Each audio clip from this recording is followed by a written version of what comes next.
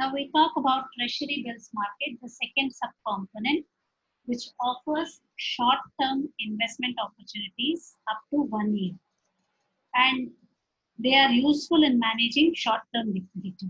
Liquidity in the sense, anytime you need cash, you should be able to have it. Any corporate needs cash, they should be able to have it. If they have excess fund, they will park it in the market so that others can use it.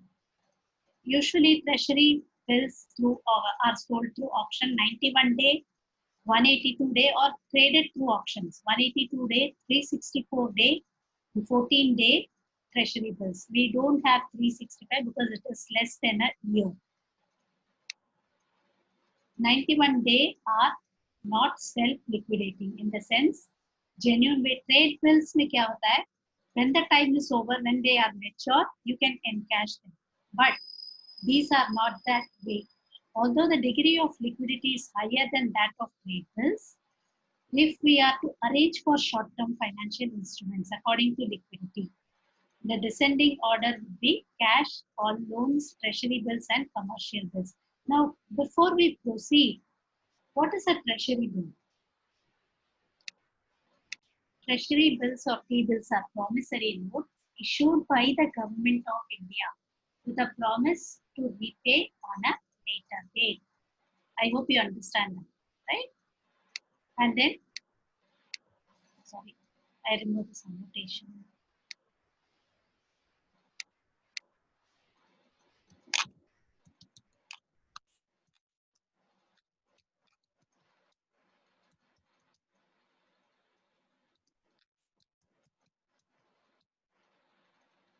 Can you please take this down?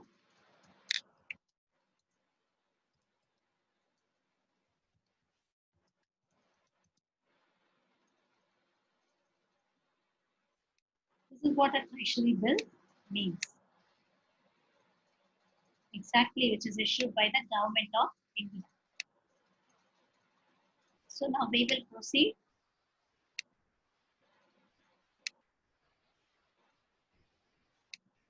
And these are not self-liquidating. On a later date, you will have to. And when you talk about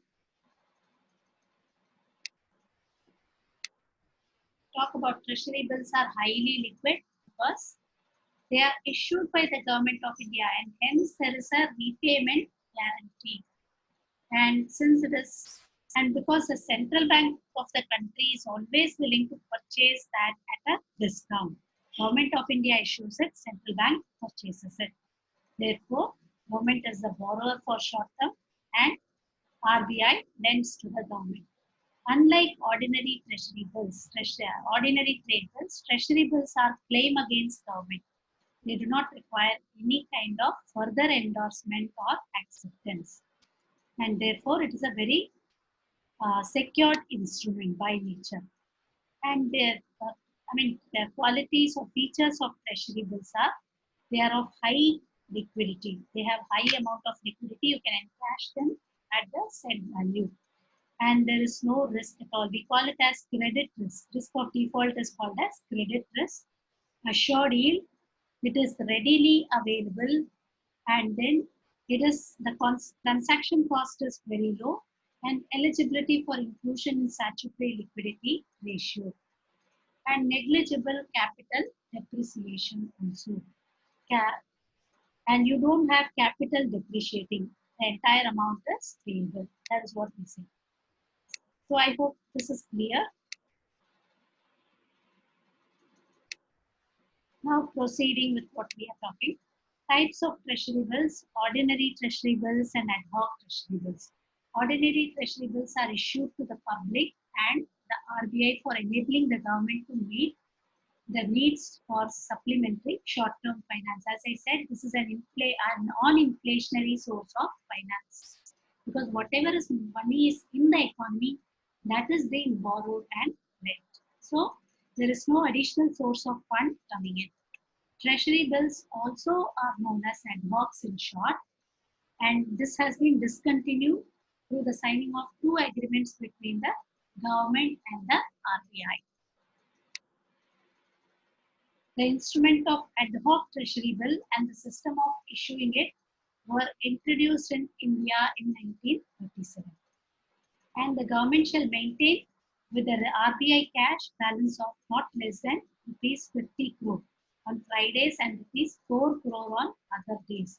See, as of now, we will not talk about this. This has been discontinued. And when we proceed, whenever the balance falls below these minimums, government account would get replenished by the creation of ad hocs in favor of RBI, right? They will create a bill, borrow it from RBI.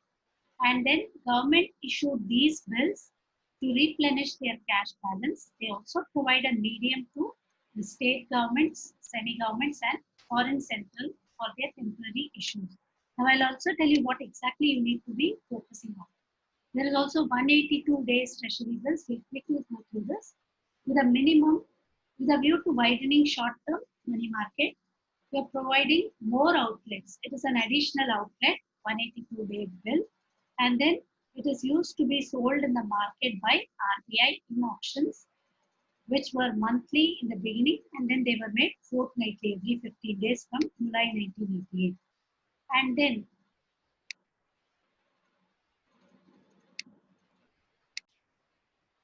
which is auctioned very regularly every fortnight, right? And these are similar to, features are similar to 182-day bill. And RBI does not purchase and rediscount 182-day treasury, 364-day treasury bill. And this is a 14-day treasury bill, which is intermediate treasury bills.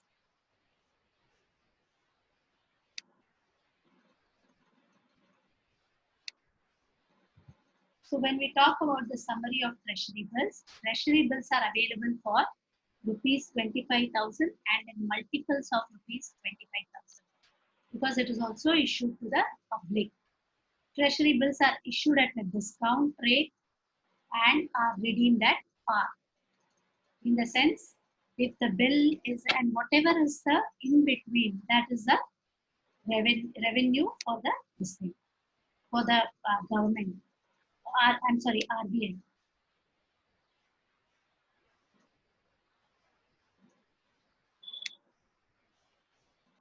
They are very secure because the guarantee is given by the government of India. T-bills are held on negotiated clearing system and the members electronically submit their bids.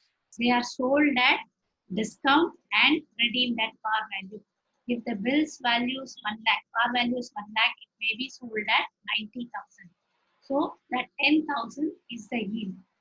Defects is poor yield. They do not, pay much because it's a secured instrument. You can have an assurance on capital, but high amount of yield cannot be expected. And absence of competitive bid, again, like people will not be coming forward much to buy this. Absence of active trading. Now we talk about commercial bills market.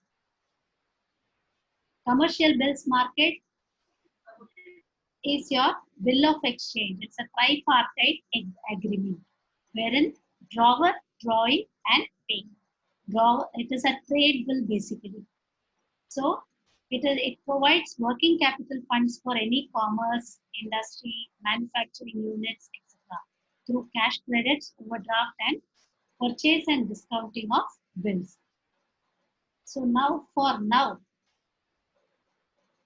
it helps in financing transactions. You can have it received from, you can, draw it on your suppliers in case you have to pay money, etc. Basically, they are basically trade bills. Tripartite agreement, drawer, drawee, and payee, where buyer, seller, and a banker are involved. Three parties are involved. Just to have a recap, we spoke about what is money market, what are the features of a money market, what are the objectives of money market, functions of money market. And we said it has sub-components. What were the sub-components? They were call money market, commercial bills market, treasury bills market, discount, commercial bills market and discount market. And then it had these We discussed about call money markets, call rates, and their features. Then we discussed about treasury bills market, and I'm sorry, acceptance market. So major participants are going to be all majorly banks in money market. Banks, traders in case of commercial bills market, government participates. When it came to call money market, we said bankers participated. Then we had the discount and finance house thing, and also finance house, and also STCI participated. Securities Trading Corporation of India was a major participant. They borrowed and lent. The call money market was majorly for furnishing SLR requirements for banks and other reserve requirements. But when we saw about treasury bills market, we saw about what is a treasury bill market, what were the treasury bill types available, and then what are the features of a treasury bills market. And then we passed on to commercial bills market, where we had the introduction of commercial bills market. It provides working capital required by commerce and industry and are provided by banks through cash credit. As I said, traders and a banker is involved. And bill of exchange is the instrument we call it as, right? Technically, we call it as bill of exchange, trade bills. It is used as a payment mechanism for any transaction that you put through. Money market, you don't have a broker involved in money market as in the case of capital market. We will see that later, difference between money market and capital market. Once we finish money market, we start with capital market. We will see the differences. So I'll end the meeting for now.